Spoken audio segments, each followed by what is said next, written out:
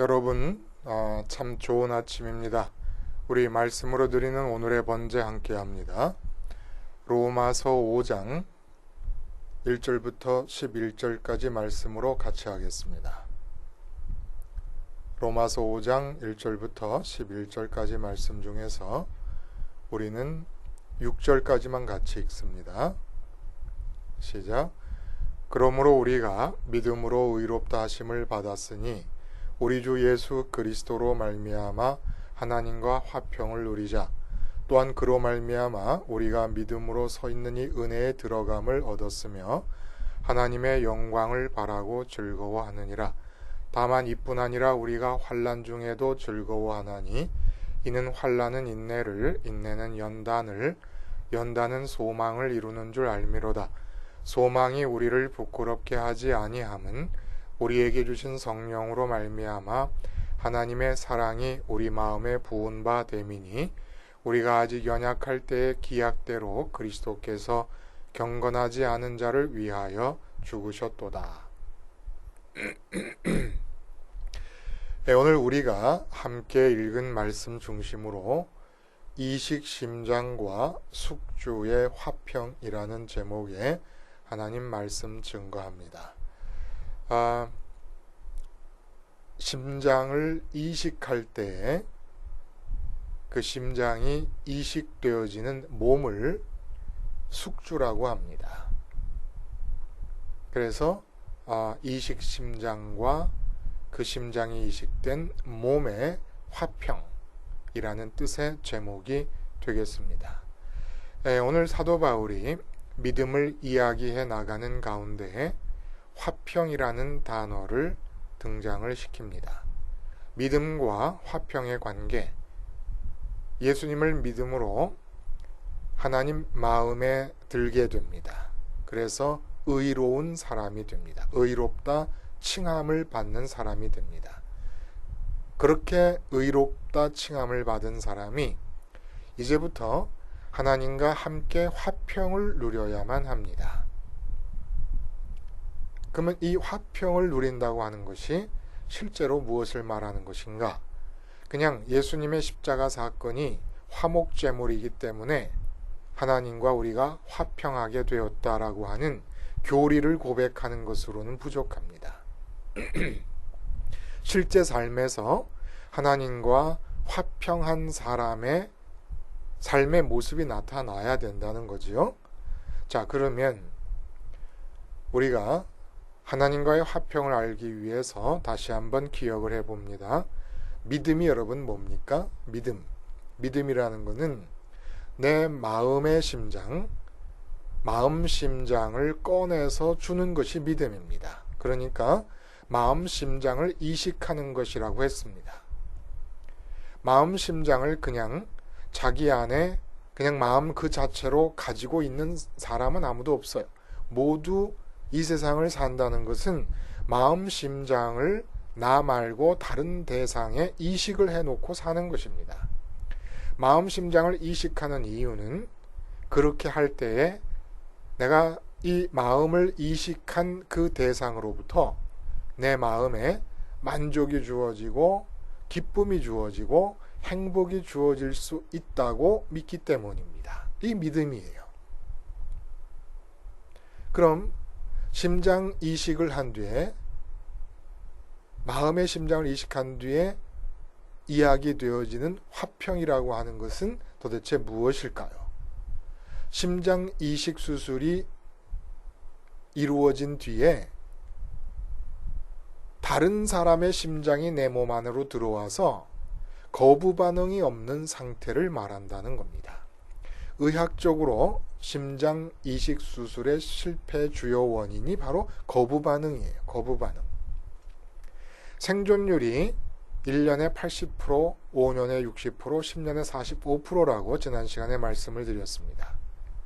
그러니까 의학적으로는 내 몸과 내 몸 안에 들어온 그 다른 사람의 심장 간의 거부 반응이 없어야 심장 이식이 성공한 겁니다. 근데 믿음에서는 거꾸로잖아요. 내가 내 심장을 꺼내서 다른 대상 속에 이식을 합니다. 그러므로 화평이라는 것은 다른 데로 보내진 내 심장과 그 심장이 보내어지고 이식되어진 어떤 대상이 있잖아요. 그 대상 간에 거부 반응이 서로 없어야 된다는 겁니다. 본래 그 심장의 그 몸인 것처럼 아무 장애 없이 잘 돌아가는 상태가 바로 화평한 상태라는 얘기입니다. 내 심장과 내 심장을 이식한 숙주 사이에 거부 반응이 없는 상태. 이렇게 믿음과 연관하에서 화평이란 심장 이식의 결과 거부 반응이 나타나지 않는 상태를 말하는데, 예를 한번 들어보면 이런 거예요. 이 태안반도에 있는 해병대 캠프에서 정말 마음 아픈 사고가 일어나지 않았습니까? 거기에 가족들이 참여했다가 진짜 목숨을 잃게 된 그런 경우에 심장이 찢어집니다. 근데 가족이 거기에 참여하지 않은 사람들은 좀 마음이 덜 아파요. 아파도. 그리고 그것이 만약에 해외 토픽에 나왔을 때 미국 사람들이 그걸 읽을 때는 아무런 감흥이 없습니다. 왜냐하면 마음 심장을 이식해 놓은 대상이 그 캠프에 없었기 때문이에요. 아무 상관이 없는 거예요. 예를 들면 심장을, 내 심장, 내 마음 심장을 돈 벌기에 이식을 했습니다. 마음을 돈에 갖다 심은 거예요.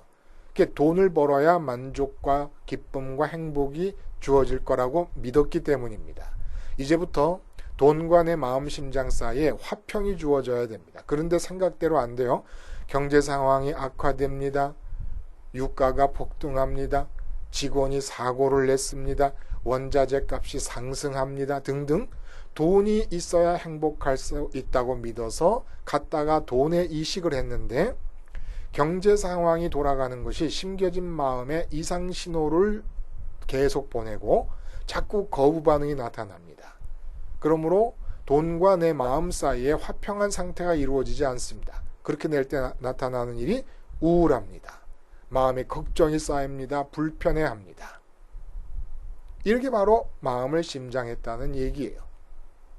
이렇게 마음이 불편할 때 우리가 우리 마음 심장과 숙주 사이에 거부 반응이 일어날 때 우리가 살아남으려면 방법은 하나예요. 심장을 이식했던 그 숙주로부터 우리 마음 심장을 거두어 드리는 겁니다. 그러니까 그것으로부터 기쁨과 만족과 행복을 얻기를 포기해 버리는 거예요. 자식이 말썽이라서 걱정입니까? 그러면 내 마음 심장을 자식에게 이식했기 때문입니다. 내 마음이 편하려면 내 마음으로부터 자식을 떼내야 돼요. 내 마음 심장을 다시 자식에게 이식했던 것을 회수해야만 됩니다. 오늘 본문에 하나님과 화평하기에 대한 말씀이 나옵니다. 예수님 때문에 은혜 안에 들어갔다고 얘기해요. 그 은혜라는 것은 하나님과 화평할 수 있는 삶을 살 수 있는 신분이 주어졌다는 얘기예요. 화목제의 의미가 있지 않았습니까? 예수님의 십자가가. 그래서 예수님의 십자가에서 우리가 함께 죽을 때에 우리 마음 심장이 하나님께 이식되는 은총을 받게 됩니다. 근데 이게 다가 아니라는 거예요. 대부분 여기서 교리적인 고백을 하고 끝을 내요. 우리는 하나님과 화평하게 되었다. 아니에요.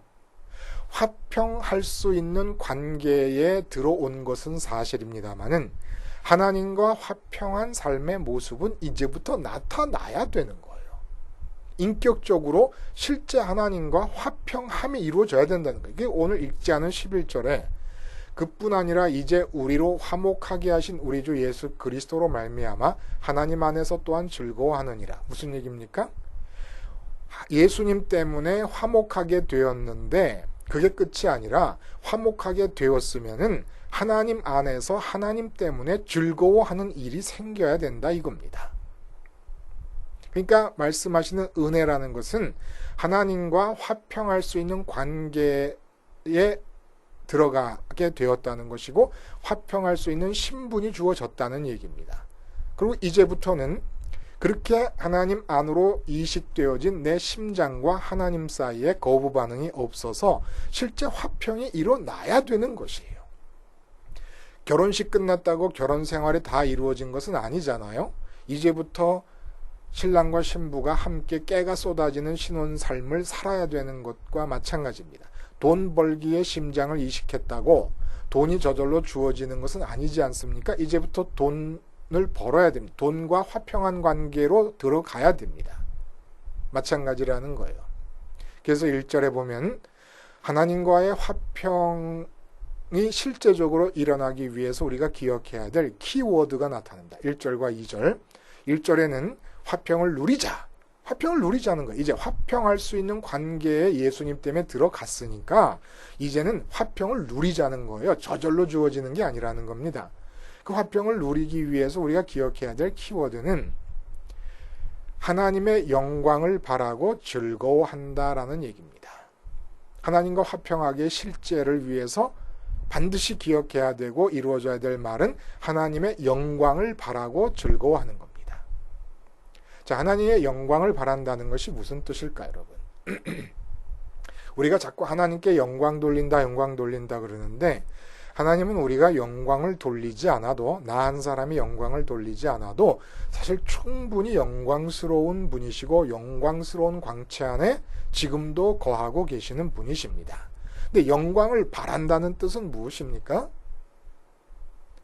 하나님이 내 마음 안에서 1등 하신다는 얘기예요. 하나님께 내 마음 안에서 영광이 돌아간다는 얘기입니다. 하나님께서 내 마음 안에서 그 어떤 것도 내 마음의 눈이 보이질 않고 하나님만 보이게 되는 상황으로 되어진다는 이야기입니다. 이게 바로 화평의 단계에 들어가는 거예요. 하나님과 화평하면, 신혼부부가 화평하려면 또 신혼부부 때 화평한 이유가 뭡니까? 신랑 눈에는 신부밖에 안 보이고 신부 눈에는 신랑밖에 안 보이는 거예요. 그래서 신혼여행을 허니문이라 그래요. 너무나 달콤한 거예요. 이제 주님 때문에, 십자가에서 죽으신 주님 때문에 하나님과 화평할 수 있는 관계에 들어갔으면 이제 하나님과 허니문 관계에 들어가라는 얘기입니다. 그 허니문 관계에 들어갔을 때 나타나는 일이 뭐냐면 마음속에 하나님밖에 안 보이는 겁니다. 그러니까 주님의 십자가가 우리로 하여금 하나님과 화평할 수 있는 관계를 이끌어 들여신다는 이유는 뭐냐면 하나님께 등 돌리고 살던 삶을 청산할 수 있기 때문입니다. 자식에게 심장을 이식했습니다. 자식을 잘 기르면 행복할 줄 알고, 사업에 심장을 이식했었습니다. 사업자라면 행복할 줄 알고, 직장에 심장을 이식했었습니다. 직장에서 승진하고 승승장구하면 행복할 줄 알았습니다. 건강에 심장을 이식했습니다. 내 몸 하나 잘 가꾸면 오래 살고 이 건강을 기반으로 오복이 주어질 줄 알았습니다. 그러던 사람이 십자가에서 죽고 이제 하나님께 등 돌렸던 마음을 청산합니다. 그리고 오직 하나님만을 향합니다. 이게 바로 하나님의 영광을 바라는 것이에요. 그러니까 내가 돈이 없어도, 자식이 좀 문제라도, 건강에 조금 이상 신호가 발견이 되더라도, 사업이 잘 안 돼도, 직장에서 승진을 못하고 있어도 하나님과 화평한 삶이라는 것은 그것들 때문에 기쁨과 슬픔이 좌우되는 게 아니라는 거예요. 거기다 심장을 이식하지 않았기 때문에 이제는 언제나 기쁨을 어디서 바라고 있느냐 하면 하나님께 심장을 이식했기 때문에 하나님으로부터 오는 기쁨으로 기쁘려고 하고 하나님으로부터 오는 기쁨으로 슬픔을 이기려고 하고, 바로 이게 바로 하나님과 실질적으로 화평한 삶을 사는 사람의 모습이라는 겁니다. 그래서 오늘 그 화평하기에, 하나님과 화평하기에 실제적인 예를 들어요. 3절부터. 그게 뭐냐면 다만 이뿐 아니라 우리가 환난 중에도 즐거워하나니 환난은 인내, 인내는 연단, 연단은 소망을 이루는 줄을 알미로다. 이렇게 얘기합니다. 왜 하나님과 화평한 삶을 사는 그 실제의 예를 들기 위해서 굳이 환난이라는 이야기를 끄집어낼까요? 하나님이 누구십니까? 천지의 주제이십니다. 나의 아버지로서 나와 관계를 맺기 시작하신 분이십니다. 주님 덕분에. 그런데 천지를 주관하시는 주인 되시는 하나님이 나의 아버지이신데 내게 환난이 주어집니다. 내 마음속에서 하나님에 대한 의심이 생깁니다. 화평이 깨어질 위험이 있습니다. 그래서 바로 환난을 예를 든 거예요. 환난이 예수님 믿고 하나님과의 화평 관계에 들어간 모든 사람에게도 주어집니다. 근데 환난이 왜 주어지느냐 도대체? 예?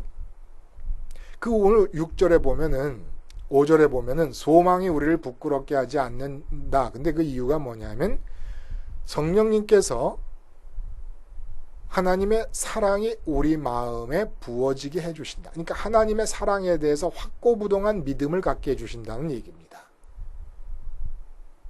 자, 이 얘기와 환난이 어떻게 이어질까요?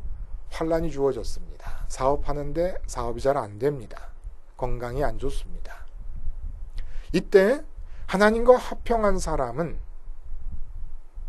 불평하지 않습니다. 불평하게 되면은 천지를 주관하시고 나를 사랑하셔서 나의 삶의 일거수일투족을 다 지켜보고 계시는 하나님께 의문을 제기하는 게 돼버립니다. 내 삶을 주관하시는 분이 하나님이신데 내게 환난이 주어져서 그 환난을 불평하게 되고 원망하게 될 때, 싫어하게 될 때 하나님과의 화평이 깨어집니다. 그러면 실제로 하나님과 화평을 이루는 사람들은 어떻게 그럼 해나갑니까?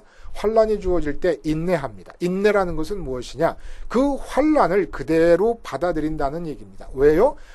이 환난도 하나님이 알고 계시는 가운데 주어진 것이고 하나님이 나를 사랑하는 가운데 주어진 것이기 때문에 그냥 그 환난을 받아들입니다. 하나님의 사랑을 믿으면서. 그러면 이런 인내를 통하여 그 다음에 어떤 일이 벌어지냐면 내 마음에 체질이 생깁니다. 이게 바로 연단이라는 거예요. 연단.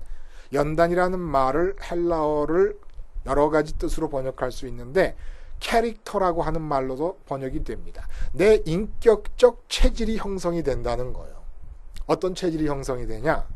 자꾸 환난이 주어지는 가운데 환난에 대해 원망하지 않고 환난을 그대로 하나님의 사랑 가운데 주어지고 있는 것으로 어렵지만은 받아들입니다. 이게 인내거든요. 수용하는 것이. 그렇게 하다 보면 내 마음속에 자꾸 어떤 마음이 생기냐면 더 이상 이 땅 위에서는 기쁨과 만족과 행복을 원하지 않는 마음의 체질로 자꾸 바뀌어갑니다. 그리고 골로새서 3장의 말씀처럼 자꾸 위로부터 아버지가 계시는 보좌에 앉아 계시는 그 아버지로부터 부활하셔서 승천하신 주님이 계시는 그 주님으로부터 오는 기쁨을 자꾸 기다리게 됩니다.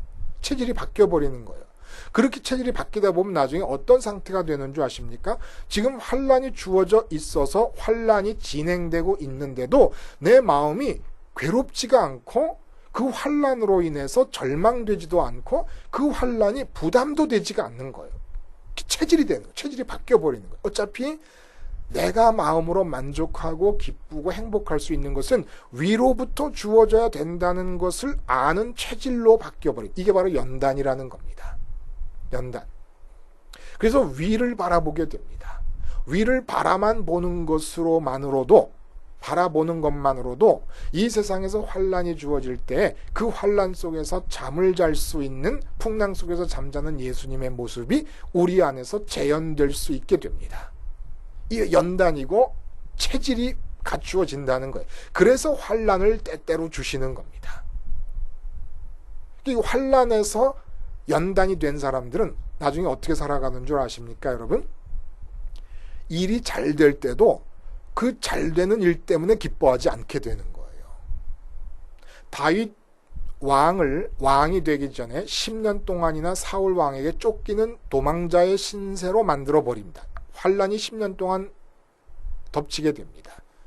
이 환난을 통해서 다윗에게 가르쳐 주시려 했던 것은 환난 가운데 하나님의 손이 계속 다윗을 구원해 주는 것을 기억하므로 왕권을 쥐고 왕위에 앉아 있을 때도 네가 왕위에 있는 것이 아니라 하나님의 손 위에 있다는 것을 기억하라는 걸 가르쳐 주신 겁니다.